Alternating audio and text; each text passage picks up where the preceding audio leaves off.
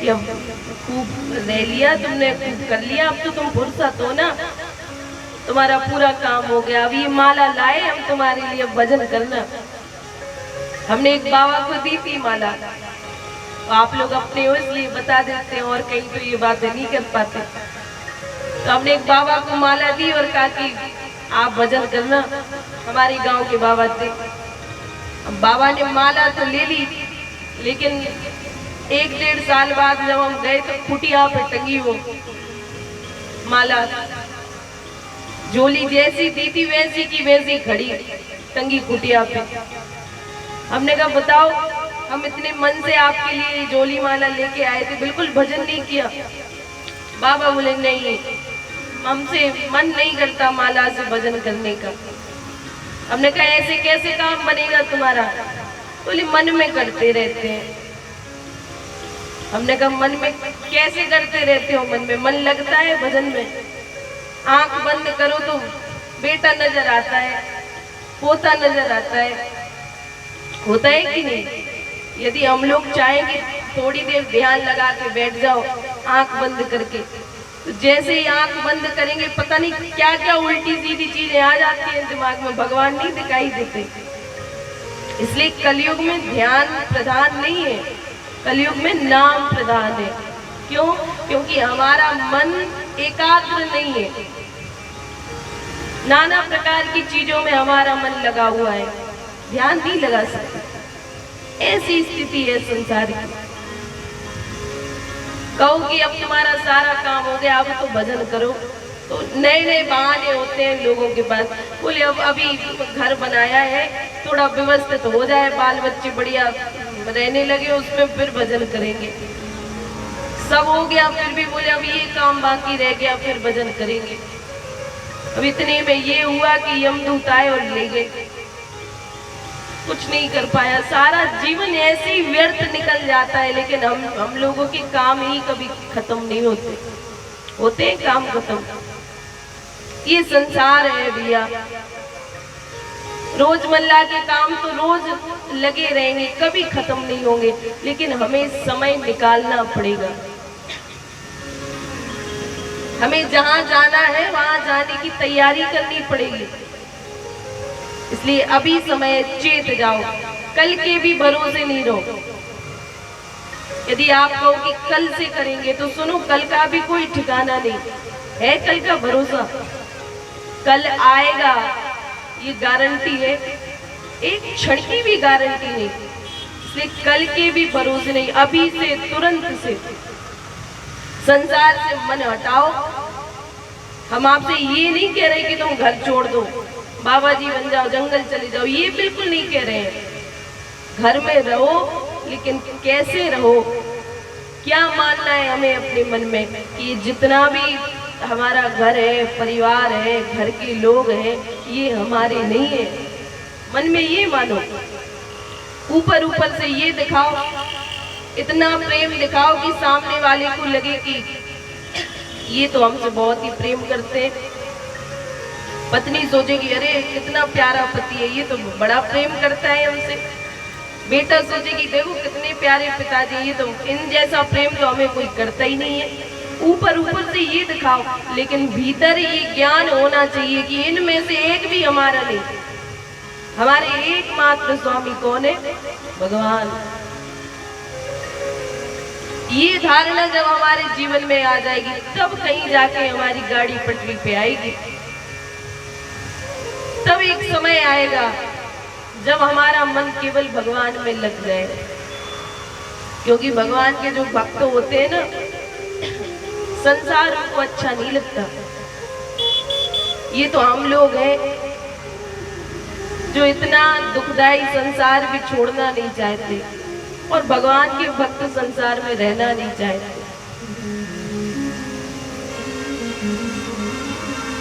मीराबाई कहती हैं, मीराबाई थी ना, सब जानते होंगे मीराबाई को, राज घराने की थी, इतना सुंदर उनका परिवार था, ससुराल था, सब कुछ था, लेकिन उन्होंने शत्रुता कर ली सबसे। क्यों? क्योंकि ससुराल के जो लोग थे भक्ति नहीं करने देते थे।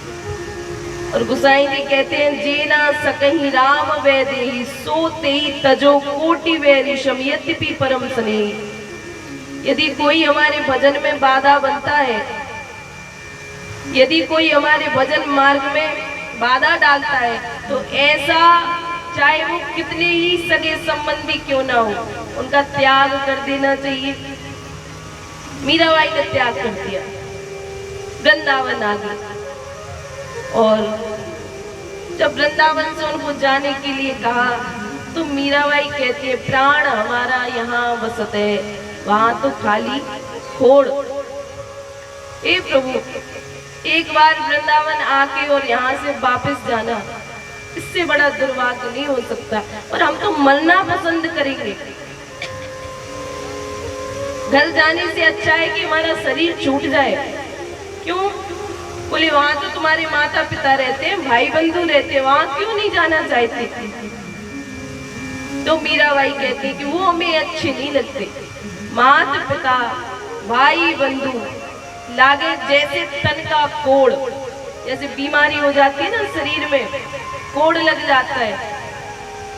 तो मीराबाई कह रही है, मुझे ये सगे संबंधी ऐसे मालूम पड़ते हैं, ऐसे दिखाई देते हैं, जैसे हमारे शरीर में कोड़ हो गया हो, बीमारी लग गई हो। इसलिए हे प्रभु, हम वृंदावन छोड़ के अन्यत्र जाना नहीं चाहते। ये भक्त होते हैं। क्या हमारी ऐसी स्थिति है? बिल्कुल नहीं। और मीराबाई ही क्या, आप भक्तमाल उठा के देखो, भक्तमाल भरी पड़ी है ऐसे भक्तों से। करमेती बाई जी जब ससुराल जाने लगी, करमेती बाई जी का विवाह हो गया था बहुत छोटे में, जब बिल्कुल बालिका थी तो विवाह हो गया था। इतनी छोटी अवस्था में विवाह हुआ था कि इनको पता ही नहीं था कि हमारी शादी हो गई। पहले के समय में बच्चियों की शादी करवा देते थे ना, बहुत छोटे में। विवाह हो गया, अब इनको नहीं पता कि हमारा विवाह हो गया। बड़ी हुई,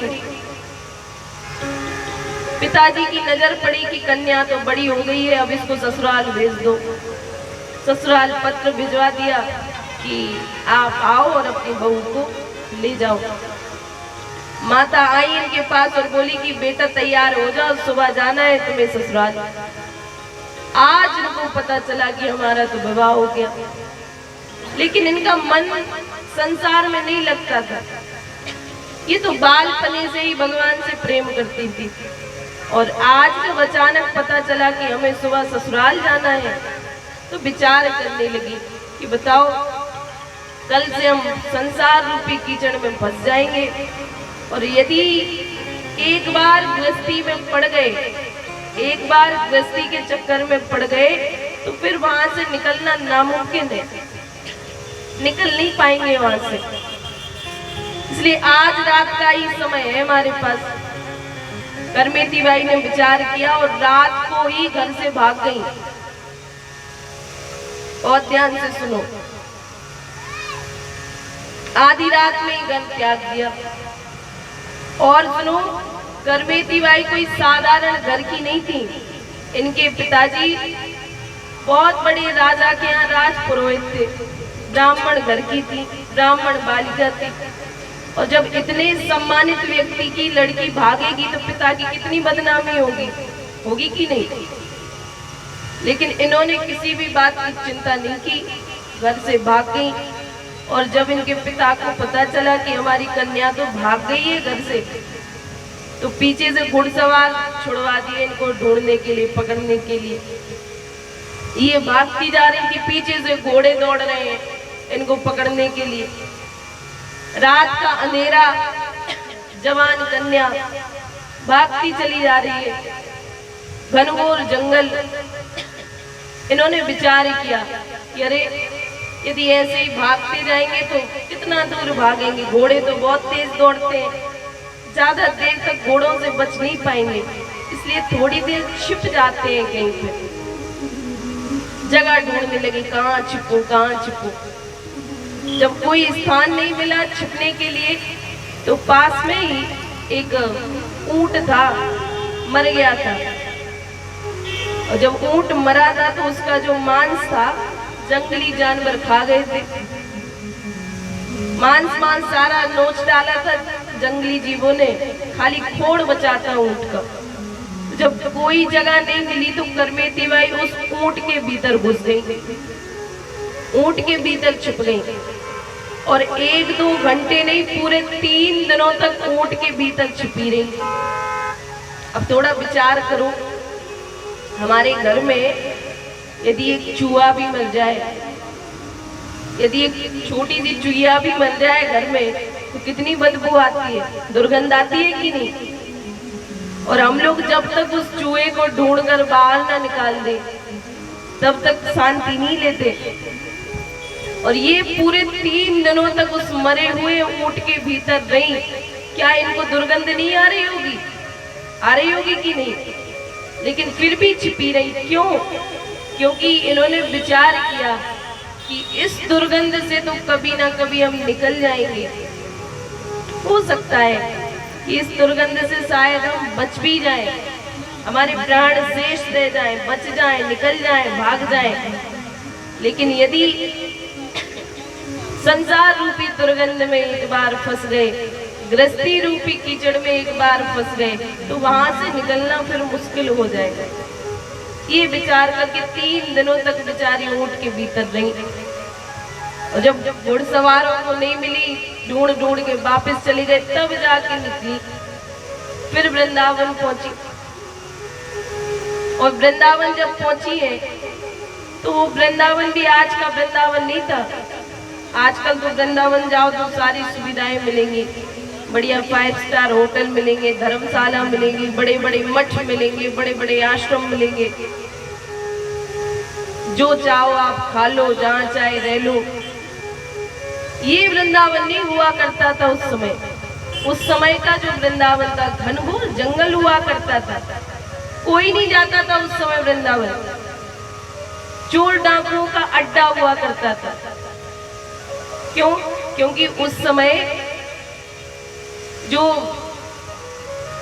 बड़े बड़े सेठ थे, जो साहूकार थे, व्यापार किया करते थे। और पहले के समय में साधन तो थे नहीं, तो यमुना जी से बड़े बड़े जहाज निकलते थे।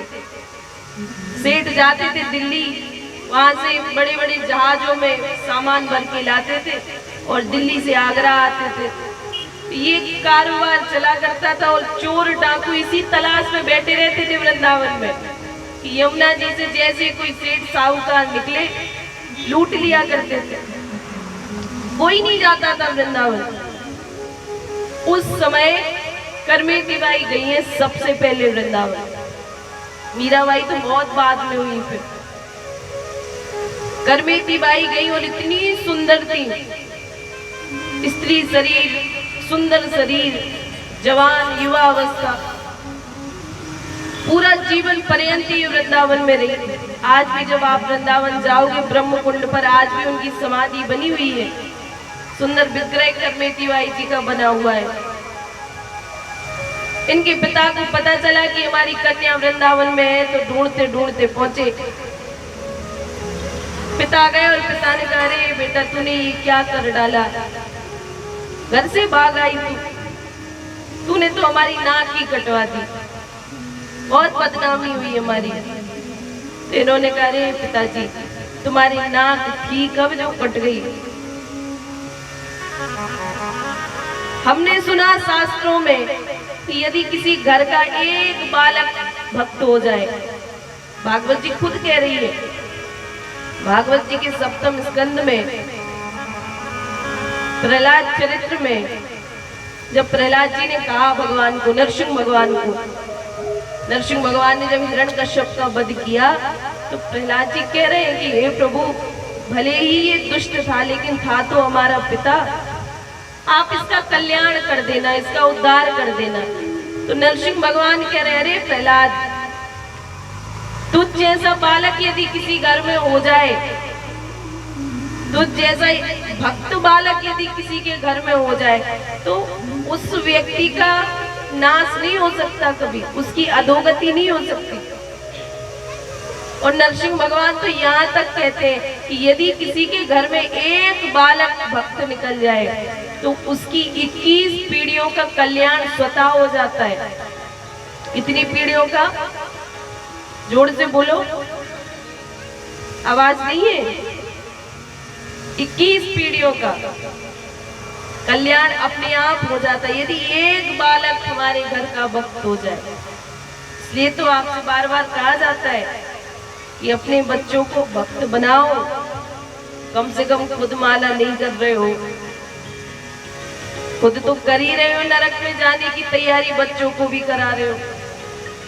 और आजकल की परिस्थिति तो ऐसी है कि यदि घर का बालक थोड़ा चंदन लगाने लगे, गले में कंठी बांध ले, माला करने लगे तो मैया डरने लगती है, कहीं ऐसा ना हो कि हमारे बेटा बाबा जी बन जाए। डरती है ना माताएं। विचार करो कि हमने तो भजन नहीं किया, हमारा तो सारा जीवन यूं ही निकल गया। कम से कम हमारे घर के बच्चे भक्त बनेंगे, अच्छे संस्कार आएंगे उनमें, तो हमारा कल्याण तो होगा ही, हमारे पूर्वजों का भी कल्याण हो जाएगा। इसलिए अपने बालकों को भक्त बनाना चाहिए।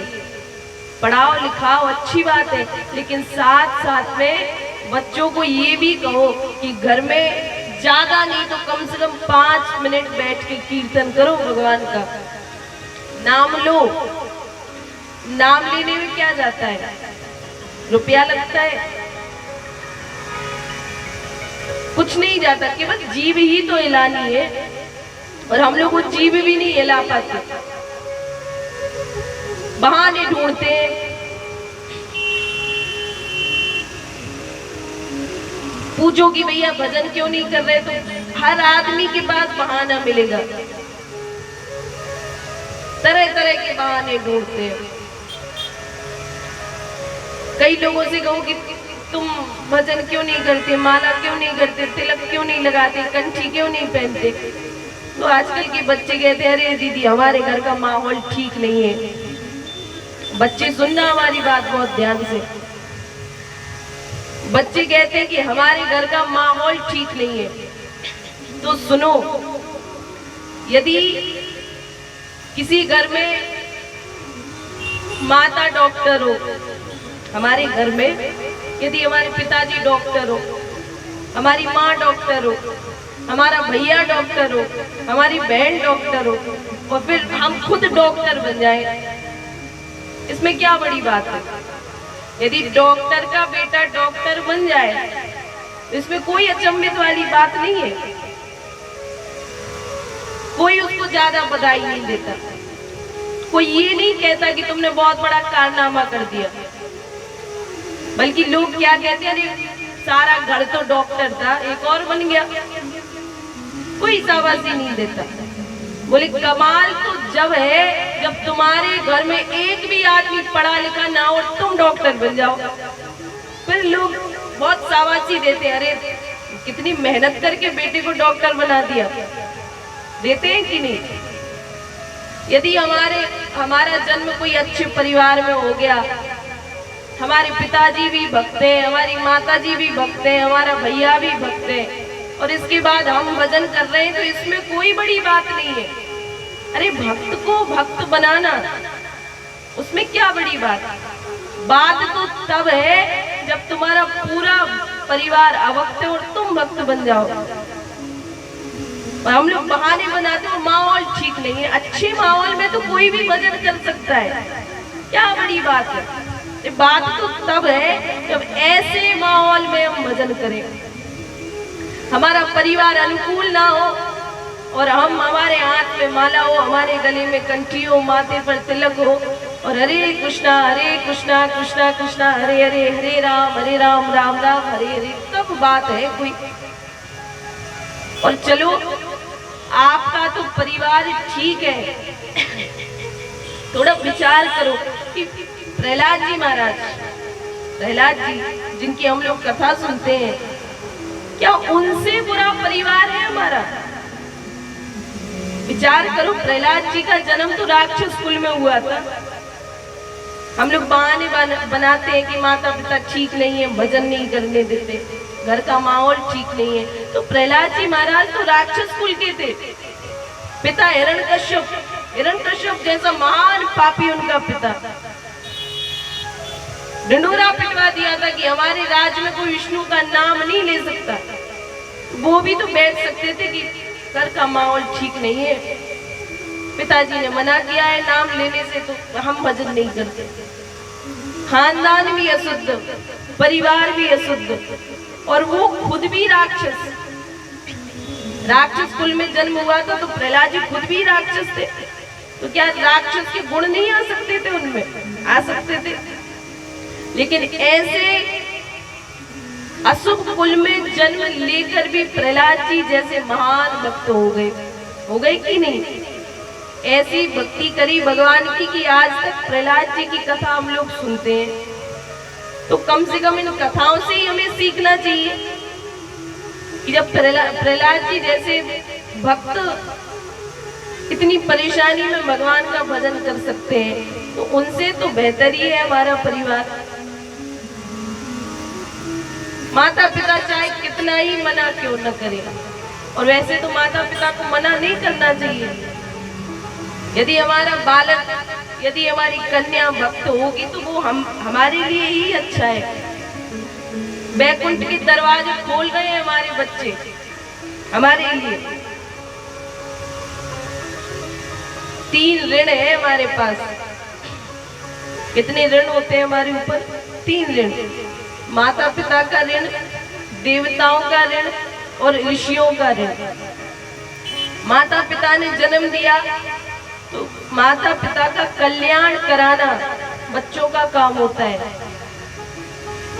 यदि बालक बढ़िया से माता पिता की सेवा करे और उनको बैकुंठ का रास्ता खोल दे, तब बच्चे माता पिता के ऋण से मुक्त होते हैं। दूसरा ऋषियों का ऋण, जो ऋषि मुनियों ने हमारे लिए इस शास्त्रों की रचना की है, भागवत जी लिखी, जिनको आज हम लोग सुन रहे हैं और इनके मार्ग पर चल रहे हैं। तो अब इनको पढ़ तो रहे हैं, लेकिन ये ऋषियों का ऋण चढ़ गया ना हमारे ऊपर। तो जब हम इन कथाओं को बढ़िया से सुनते हैं और अपने जीवन में उतारते हैं, तब हम ऋषियों के ऋण से मुक्त होते हैं। तीसरा देवताओं का ऋण।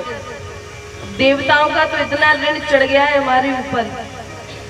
सूर्यदेव प्रकाश दे रहे हैं, ऋण चढ़ गया। चंद्रदेव शीतलता दे रहे हैं, ऋण चढ़ गया। अग्निदेव अग्नि दे रहे हैं, ऋण चढ़ रहा है कि नहीं चढ़ रहा है? इंद्र पानी वर्षा रहा है, पूरे देवताओं का ऋण चढ़ गया हमारे ऊपर। अब हमारा कर्तव्य बनता है कि हम इन देवताओं का ऋण उतारे। और ये भी सुन लो, जब तक इन तीनों ऋणों से मुक्त नहीं होगे तब तक हमारा कल्याण संभव नहीं है। इसी जीवन में हमें इन तीनों ऋणों से मुक्त होना पड़ता है, तब जाकर कल्याण होता है हमारा। लेकिन आज का आदमी ये विचार ही नहीं कर रहा, ना तो माता पिता का ऋण उतारता है, ना ऋषियों का ऋण उतारता है, ना देवताओं का ऋण उतारता है। देवताओं का ऋण कब उतरता है? कल हमने बताया था ना, यज्ञ करने पड़ते हैं, भोजन देना पड़ता है उनको। हम लोग ना तो देवताओं को भोजन दे रहे, ना यज्ञ कर रहे, कुछ नहीं कर रहे, इसलिए हमारा कल्याण नहीं हो रहा। तो बालकों का कर्तव्य है कि माता पिता का कल्याण करें। घर की परिस्थिति चाहे कैसी भी हो, लेकिन हमें भगवान का भजन करना नहीं छोड़ना है। ध्यान रखो इस बात को। करमी तिवारी जी जैसी महान वक्ता उस समय में, उस माहौल में जब भजन कर सकती है, तो आज का वातावरण तो बहुत अच्छा है। और हम तो ये कहते हैं कि आज से अच्छा समय भजन करने के लिए कोई और हो ही नहीं सकता। इतना सुंदर समय चल रहा है आजकल। आज के समय में बहुत दिव्य दिव्य संत धराधाम पर विराजमान है। वृंदावन जाओ, एक से एक संत आपको मिलेंगे इस समय। जहाँ देखो भगवान की कथाएं हो रही है, हर जगह भगवान का नाम चल रहा है। यहाँ कीर्तन चल रहा, वहाँ कीर्तन चल रहा, खूब प्रभात फेरियां निकल रही हैं। हो रहा है कि नहीं हो रहा? इससे अनुकूल वातावरण नहीं मिलेगा आने वाले कलयुग में आपको। तो यदि अपना कल्याण करना चाहो तो यही समय है, क्योंकि इसके बाद जो समय आने वाला है उसकी आप कल्पना भी नहीं कर सकते। भागवत जी में पहले ही बता दिया गया कि जब कलयुग आएगा तो पहले तो पाप होगा, फिर उसके बीच में थोड़ा सा समय आएगा जो बिल्कुल सतयुग जैसा होगा, एक स्वर्णिम काल आएगा। उस काल में हर जगह तो कथाएं होगी, हर जगह भगवान का नाम होगा, लेकिन फिर आगे जाके फिर जो समय आएगा उसकी तो हम कल्पना भी नहीं कर सकते। कोई भगवान का नाम नहीं लेगा, चारों तरफ अवक्ति अवक्त हो जाएंगे। तो वो जो सतयुग का समय, यही वो समय है। इससे अनुकूल वातावरण आने वाले समय में हमें नहीं मिलने वाला। इसलिए भैया चेत जाओ, केवल सुनने से कुछ नहीं होगा, ज्यादा नहीं तो कम से कम कुछ नहीं कर सकते तो माथे पर तिलक तो लगा ही सकते हो। लेकिन हम लोग पता नहीं कैसी हमारी प्रवृत्ति होती जा रही, कोई तिलक लगाना नहीं चाहता। अभी भी हमें इतने लोग दिख रहे हैं, इतने लोग बैठे, एक के माथे पर तिलक नहीं दिख रहा, खाली बस मोबाइल उठा लो, हम हिंदू हैं, हम हिंदू हैं, हम सनातनी हैं, नारे लगवा लो केवल सोशल मीडिया पे। बस चिल्लाने से कुछ नहीं होने वाला, खूब चिल्ला लो, दंगे करवा लो, लड़ाई करवा लो, क्या होगा? कुछ परिवर्तन दिख रहा है? चिल्लाते रहो, खूब चिल्लाते रहो, हम हिंदू हैं, हम सनातनी, अरे हमारे ऊपर इतना जुल्म हो रहा है, हम तो बड़े दुखी हैं, बोलते हैं ना। फोन उठा के देखो तो बिल्कुल यही दिखता है चारों तरफ। अब मैं जब देखती हूँ तो मैं सोचती हूँ कि ये लोग हैं कहाँ, जो लोग कह रहे हैं कि हम हिंदू हैं, हम सनातनी हैं। अब वो लोग कोई और नहीं, हम और आप ही तो है। खाली हमारा जोर चलता है सोशल मीडिया पे, सामने देखो तो हमें कोई नहीं दिखता। कौन है यहाँ सनातनी, कौन है हिंदू? कोई नहीं दिख रहा। हिंदू कैसा होता है? सनातनी कौन? जिसके हाथ पे कलावा हो, माथे पर तिलक हो, गले में कंठी हो, वो सनातनी होता है, वो हिंदू होता है। हम लोग चिल्ला रहे हैं लेकिन आचरण में कुछ नहीं ला रहे। हिंदू होकर भी तिलक लगाने में शर्म आती है। क्यों? बोले अरे हमारा स्टाइल खराब हो जाएगा। शर्म आती है ना तिलक लगाने में। हमारी एक बहन है हमारे घर में, स्कूल जाती है तिलक लगा के। हमसे बड़ी वाली जो हमारी बहन है दीदी, उनकी छोटी सी गुड़िया है, तो हम लोग भेजते हैं तिलक लगा के स्कूल। और स्कूल गई तो उसकी जो टीचर थी मना कर दिया, तिलक लगा के नहीं आया करो। और रोते हुए बेचारी घर आ गई। बोली अब कल से तिलक लगा के नहीं जाएंगे। तो स्कूल में डांटते हैं, टीचर मना करते हैं कि तिलक लगा के नहीं आना। बहुत दुख हुआ। बताओ, पहले के समय में विद्यालय हुआ करते थे, गुरुकुल हुआ करते थे, कैसी सुंदर परंपरा थी। जितने भी शिष्य हुआ करते थे बढ़िया धोती कुर्ता पहन के जाते थे ना विद्यालय, उनका मुंडन होता था, उनका जनेऊ हुआ करता था, कैसे विधि विधान से पढ़ाई करते थे, तिलक लगाते थे। और आज के समय में यदि कोई तिलक लगा के भी जा रहे हैं तो उनको मना किया जा रहा है। अच्छी बात है ये। हमने जब हमें पता चला तो हमने मना कर दिया, रहने दो, कोई जरूरत नहीं है पढ़ाने की। फिर समझाया, स्कूल भेजा, फिर समझाया कि तिलक लगा के आएगी बच्ची, तो फिर मना नहीं किया उन्होंने। लेकिन ये परिस्थिति क्यों है हमारे भारत में? होनी चाहिए ये, नहीं होनी चाहिए, लेकिन क्यों है? क्योंकि हम सभी ऐसे ही हैं। यदि सब तिलक लगाने लगे तो कौन मना करेगा?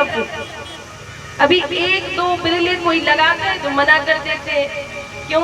यदि 100 लोगों में से कोई एक लगाएगा तो अलग से दिखता है, लेकिन जब 100 ही लगाने लगे तो 100 लोगों को कोई मना नहीं कर सकता। और ये हमारी वैदिक सनातन परंपरा है। आप इतिहास उठा के देख लो, इतिहास के पन्ने खोलोगे तो बड़े बड़े राजा महाराजा, कितना भी बड़ा आदमी क्यों ना हो, कितने भी बड़े घर का आदमी क्यों ना हो, आपने किसी भी राजा को बिना तिलक के देखा है? कभी नहीं देखा। लेकिन हम लोगों को शर्म आ रही है, धिक्कारना चाहिए खुद को। तिलक लगाओ, और ऐसे नहीं कि हमारे कहने से लगाओ, गर्व से लगाना चाहिए, बिल्कुल प्राउडली तिलक लगाओ, गले में कंठी पहनो। कंठी और तिलक से ही बात बनेगी। बिना तुलसी धारण किए कुछ भी कर लो, कितनी भागवत सुन लो, कितनी माला कर लो, कितनी जल चढ़ा लो, कितनी देवी मैया को मना लो, कुछ नहीं होगा। बिना तुलसी प्रभु एक न मानी, गाते हो ना आरती। प्रेयसी है तुलसी महारानी ठाकुर जी की, पटरानी है। और आप 56 भोग क्यों ना रखते हो ठाकुर जी के आगे? यदि तुलसी पत्र अर्पित नहीं करोगे, ठाकुर जी स्वीकार नहीं करते। तो विचार करो, जब भगवान भोग स्वीकार नहीं कर रहे हैं बिना तुलसी के, तो क्या हमें स्वीकार करेंगे बिना तुलसी के? थोड़ा दिमाग भी तो लगाना चाहिए, विचार करना चाहिए कि जब भगवान भोजन नहीं कर रहे बिना तुलसी के, तो भगवान हमें कैसे स्वीकार करेंगे? जो व्यक्ति अपने गले में तुलसी धारण नहीं करता, ठाकुर जी के सामने जब वो मंदिर में जाता है, तो ठाकुर जी एक नजर देखते भी नहीं है उसको। कृपा करने की तो छोड़ो, भगवान दृष्टि नहीं डालते उस आदमी पे जिसके गले में तुलसी नहीं होती। इसलिए चाहे बिल्कुल पतली सी कंठी पहनो, भले किसी को ना दिखे, दिखाने के लिए नहीं करना। यदि दिखावे के लिए आप करोगे तो फिर तो वो दम्भ हो जाएगा। आप कुछ भी करो, माला करो, भगवान का नाम लो, कीर्तन करो, कथा सुनो। एक बात बहुत ध्यान से सुनना, कुछ भी हमें दिखावे के लिए नहीं करना, हमें खुद के कल्याण के लिए करना है। यदि दंभ करोगे, पाखंड करोगे, भक्त बनने की नौटंकी करोगे, तो फिर तो वो दूसरा ही कुछ हो जाएगा, फिर तो आपकी अधोगति होनी निश्चित है। दिखावे के लिए नहीं, खुद के कल्याण के लिए हमें ये सब करना है। तो अब बताओ, कंठी पहनोगे आप लोग? तुलसी धारण करोगे गले में? बिना तुलसी के कल्याण होने वाला नहीं है। कल्याण कौन कौन चाहता है? हाथ उठाओ अपना। सब चाहते हैं। भगवान का बनना चाहते हो ना? हम भगवान के प्यारे बन जाएं, ये सब लोग चाहते हैं कि भगवान हमसे प्यार करे, हम भगवान के प्यारे बन जाएं। तो बिना तुलसी के हम भगवान के प्यारे नहीं बन सकते। अब बताओ, तुलसी कौन कौन पहनेगा गले में? हाथ उठाओ। और जिसके पास कंठी नहीं हो, हमसे ले लेना। और डरो नहीं, कोई दाम नहीं लेंगे, बिल्कुल फ्री में देंगे, लेकिन आपको पहनना है। जिसको भी कंठी चाहिए हो तो भैया से संपर्क कर लेना, वो दे देगा। इस बार हम कंठी लेकर आए हैं, पिछली बार तो हमें बड़ा दुख हुआ। हमने कहा बताओ, कथा सुनने इतने लोग आए थे, लेकिन किसी के गले में कंठी दिखाई नहीं दी। कुछ 2-4 बिरले होंगे जिनके गले में होगी कंठी। सबको कंठी पहननी है। और देखो, कंठी की एक और महिमा है। क्या महिमा? जिसके गले में कंठी होती है, जो भी अपने गले में कंठी धारण करता है, उसकी कभी अकाल मृत्यु नहीं होती। अब आप कहोगे, अरे बहुत से लोग हमने ऐसे देखे जो कंठी पहनते हैं और किसी का एक्सीडेंट हो गया, किसी का ये हो गया। वो इसलिए हो रहा है क्योंकि उन्होंने कंठी पहनी तो है, लेकिन उस पर विश्वास नहीं है, भरोसा नहीं है। यदि आप दृढ़ विश्वास करोगे कि हमारे गले में कंठी है, तो आपका बाल भी बांका नहीं हो सकता। आपके गले में यदि कंठी है और आपका मन कर रहा है कि हमें केदारनाथ जाना है, हमें गंगोत्री जाना है, यमुनोत्री जाना है, रामेश्वरम जाना है स्नान करने, नहीं जा पा रहे हो, तो यदि हमारे गले में कंठी और हम जब घर में नहाते हैं, जब स्नान करते हैं और हमारा शरीर जब भीगता है तो उस कंठी का पानी जब हमारे शरीर पर बहता है तो उसी क्षण दुनिया में जितने तीर्थ हैं सारे तीर्थों में स्नान करने का फल घर बैठे बैठे हमें प्राप्त हो जाता है। ये है तुलसी की महिमा। तो तीर्थों में स्नान करना चाहते हो कि नहीं? चाहते हैं ना सब लोग?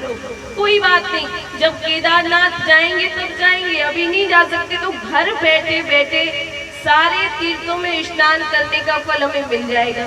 इससे अच्छी बात हो सकती है? नहीं हो सकती। इसलिए भैया आप कंठी पहनो, इसमें हमारा कोई भला नहीं। हम इतना जोर क्यों डाल रहे हैं आपके ऊपर? हमारा स्वार्थ है कोई? यदि आप सोचोगे देवी जी इतना बोल रही हैं तो इनका कुछ स्वार्थ होगा, आप हमें क्या दोगे? क्या दे सकते हो? हम आपसे कुछ मांग रहे हैं? कुछ नहीं मांग रहे ना। हमें कुछ चाहिए तो हमें एक ढेला ना दो, एक पैसा ना दो, कुछ नहीं चाहिए हमें आपसे। लेकिन हम ये चाहते हैं कि कम से कम यदि हम आपके पास आए हैं, पिछली साल भी आपने हमें बुलाया था, इस साल भी आप हमें बुला रहे हो, तो आपका हमसे प्रेम है इसलिए आप हमें बुला रहे हो। तो आप लोग हमसे इतना प्रेम कर रहे हो तो हमारा भी कर्तव्य बनता है कि आपका भला होना चाहिए, इसलिए हम आपको इतना जोर दे रहे हैं। कंठी हम ले आए हैं, जिसको भी पहनना हो भैया से ले लेना, और हमें एक ढेला भी नहीं चाहिए, बिल्कुल मुफ्त में मिलेगी। तिलक भी मिलेगा, कंठी भी मिलेगी, सबको दी जाएगी। अब एक बात और सुन लो, कंठी तो देंगे, बिल्कुल फ्री में देंगे, लेकिन शर्त भी है फिर एक हमारी। पैसा भले ही हमें नहीं चाहिए, आपसे कुछ दाम नहीं चाहिए, लेकिन ऐसा ना हो कि हमने बोल दिया कि हम कंठी देंगे तो ढेर लग जाए लोगों का लेने के लिए। कंठी लेने वही आना जिसने कंठी ले ली, समझो वो हमारा हो गया, फिर हमारे हिसाब से चलना पड़ेगा उसको। जो भी कंठी लेगा समझो वो हमारा बन गया। अब वो हमारा भैया है, तुम हमारी बहन हो, तुम हमारे पिता हो, हमारे संबंधी बन गए, हमारा परिवार बन गया, तो फिर हमारे हिसाब से चलना पड़ेगा। और ज्यादा झंझट में नहीं पाड़ेंगे आपको। यदि गले में कंठी धारण करी है तो केवल अपना भोजन शुद्ध करना पड़ेगा, आहार शुद्ध करना पड़ेगा। क्यों? क्योंकि भक्ति मार्ग में, भक्ति पथ पर जब हम लोग चल रहे हैं तो सबसे पहली सीढ़ी है आहार। जब तक हमारा भोजन शुद्ध नहीं होगा, भजन तो फिर आगे की सीढ़ी है, थोड़ी और ऊपर वाली। सबसे पहली सीढ़ी है आहार, हमारा भोजन शुद्ध होना चाहिए। हम लोग अभी क्या कर रहे हैं? जो चीज हमें नहीं खानी चाहिए, अरे खाने की तो छोड़ो, जो हमें देखना नहीं चाहिए कभी, ऐसी ऐसी ऊट पटांग चीजें, मांस मदिरा आदि आदि डालते हैं अपने शरीर में। जो चीज हमारे ठाकुर जी स्वीकार नहीं कर रहे, जो वस्तु भगवान के आगे आप रख नहीं सकते। हम तो तब माने यदि आप में दम हो, बुरा लगेगा। यदि आप में दम हो तो जो अवक्ष चीज आप खा रहे हो, वो चीज आप तुलसी डाल के भगवान के सामने रख पाओगे? यदि हमने आपसे कहा कि आप मांस आदि खाते हो, पहले भगवान को भोग लगाओगे? नहीं लगाओगे। कितना भी पापी व्यक्ति क्यों ना हो, इतनी हिम्मत नहीं कर सकता कि भगवान के आगे मांस परोस दे, कभी नहीं कर सकता, वो भी डरेगा। तो विचार करो, जो चीज हम भगवान के सामने रखने में डरते हैं वो चीज हम खुद खा रहे हैं।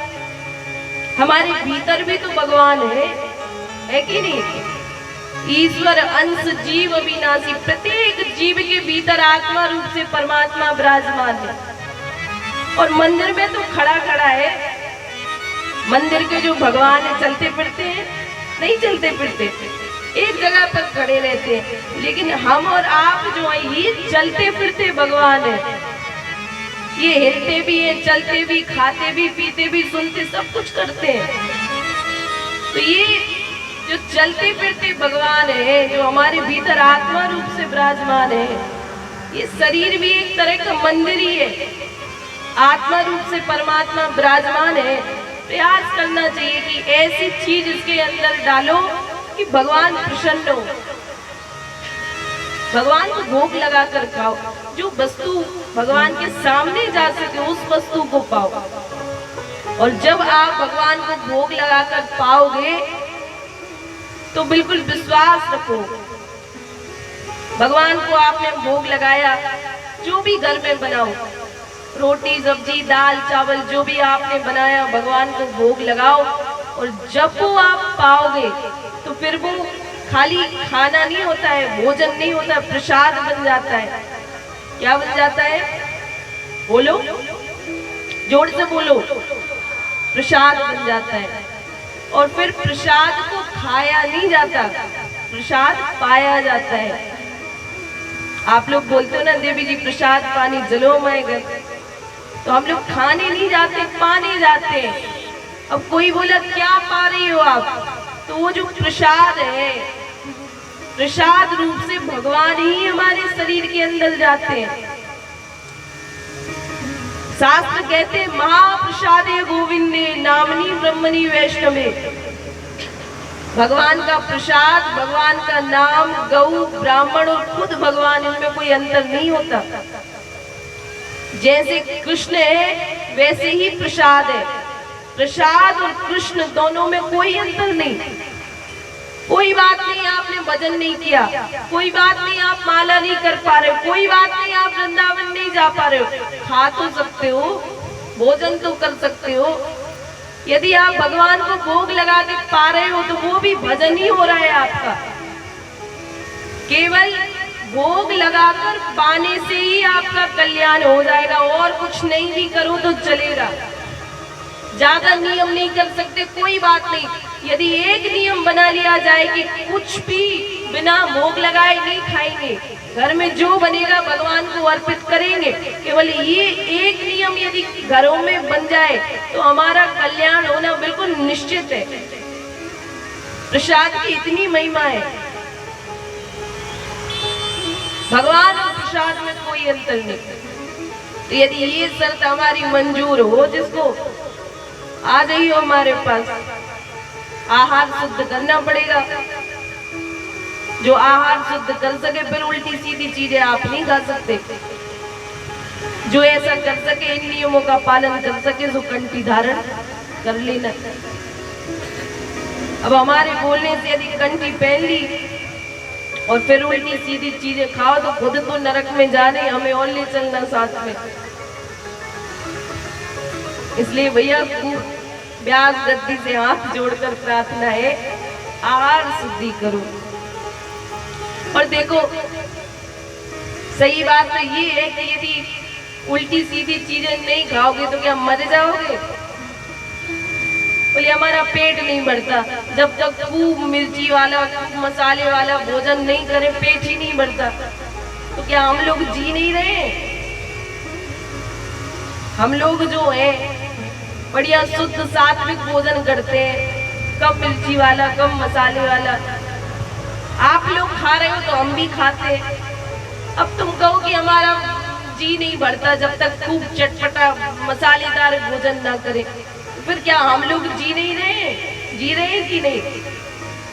और आप लोगों से तो ज्यादा ही हट्टे कट्टे है कि नहीं? ऐसी कोई बात नहीं है। शुद्ध भोजन करना चाहिए, सात्विक भोजन करो। सात्विक भोजन करने से होता ये है कि हमारा जो चित्त है, हमारा जो दिमाग है, वो स्थायी रहता है, एकाग्र रहता है, विचलित नहीं होता। ज्यादा तेल मसाले वाला भोजन जो लोग करते हैं, गुस्सा आता है, क्रोध आता है, मन नहीं लगता कहीं पे, चित्त एकाग्र नहीं होता, काम नहीं बन पाते हमारे। काम नहीं बन पाते तो परेशान होते हैं, फिर डिप्रेशन होता है, एंजाइटी होती है, तरह तरह की परेशानियां होती हैं। इसलिए भोजन शुद्ध होगा तो चित्त शुद्ध होगा, चित्त शुद्ध होगा तो सारे काम बनेंगे, सारे काम बनेंगे तो हम प्रसन्न रहेंगे।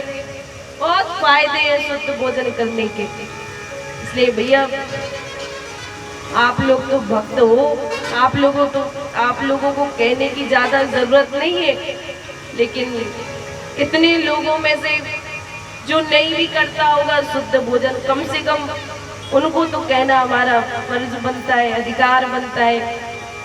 इसलिए आपसे कह रहे हैं, अब मानो या ना मानो कहना हमारा काम है, लेकिन जो लोग मानना चाहते हैं उसको कंठी ले लेना।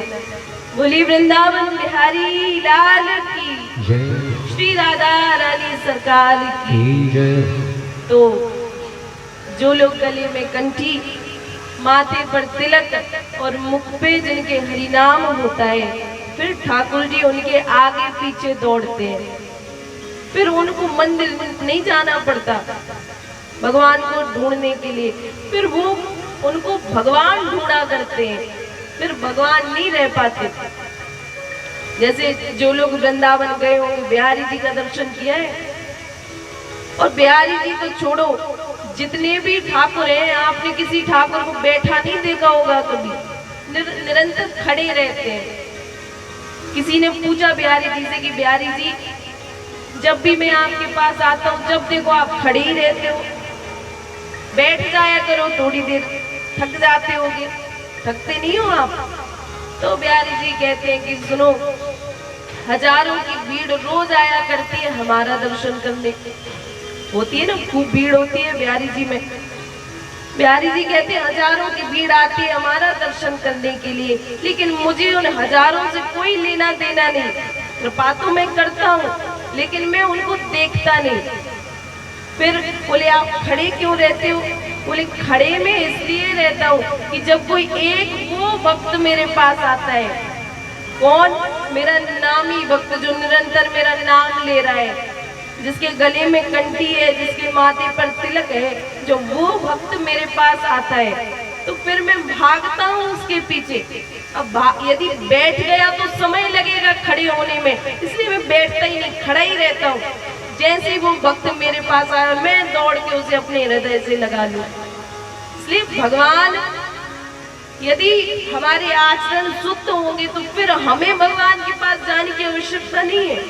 भगवान हमारे पीछे पीछे आते हैं, डोलते हैं, और फिर भगवान हमारे पास आगे बंदी बन जाते हैं, बंध जाते हैं भगवान, फिर कभी भगवान हमें छोड़कर नहीं जाते। बोलिए वृंदावन बिहारी लाल की जय हो। ओ सुना है तारे हैं तुमने लाखों, सुना है तुमने लाखों, सुना है तारे है तुमने लाखों। हमें जो तारो तो हम भी जाने, हमें भी तारो तो हम भी जाने। हमें जो तारो तो हम भी जाने, ओ हमें भी तारो तो हम भी जाने। देखो भैया, ऐसे काम नहीं बनेगा, गला तो हमारा और ज्यादा खराब हो गया, अब बोलते भी नहीं बन रहा।